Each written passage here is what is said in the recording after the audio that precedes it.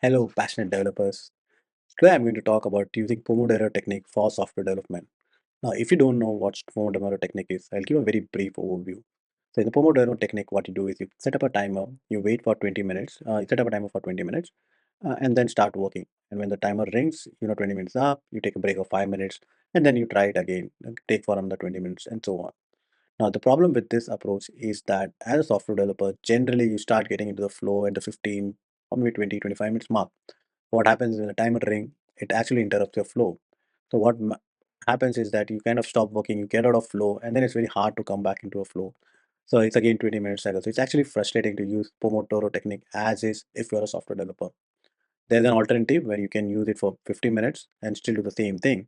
But then again, at 50-minute mark, you may still feel that you are in flow and don't want to break.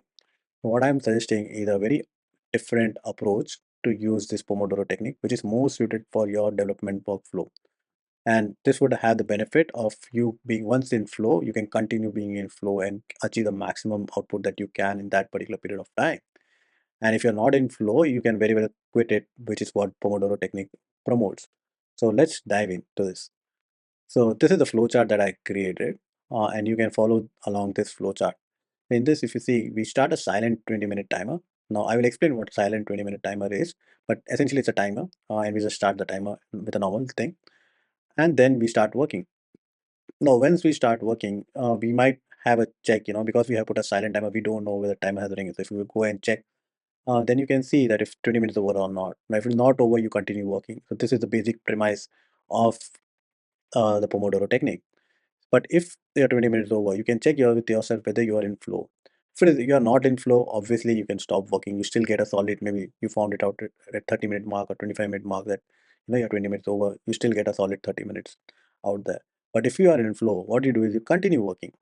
Now, as you continue working, you feel tiredness at some point of time. At that point of time, you kind of check with yourself whether you have crossed the 90-minute mark.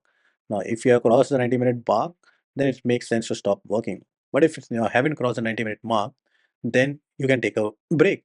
Then you can kind of check with yourself whether you need a break or not. If you need a break, obviously stop working, take the break, and then start the whole process again. But if you don't need a break, then you can continue working and wait till the 90 minutes gets over, and then you can take a break, because at that time most people's brain do get tired around the 90-minute mark. What this approach allows you to work more than 20 minutes, and that's the whole point of having that silent timer is that you set the timer, but you don't let it notify you. So it won't raise an alert or anything like that. So you don't know when that timer is up. So the advantage with that particular approach is if you are in flow, nothing is going to disturb you. You are continually going to work on it. And only whenever you feel that you want to have a check on time check, then you can do that check. And then you can assess whether it's 90 minutes over or not. And that way you remain in the flow. And what that does is if you work continuously for 90 minutes in flow, you will get a lot done than say maybe 4 hours of work or 6 hours of distracted work. So that's very important, and that's the beauty of this particular approach. You really get a lot of things done in those 90 minutes.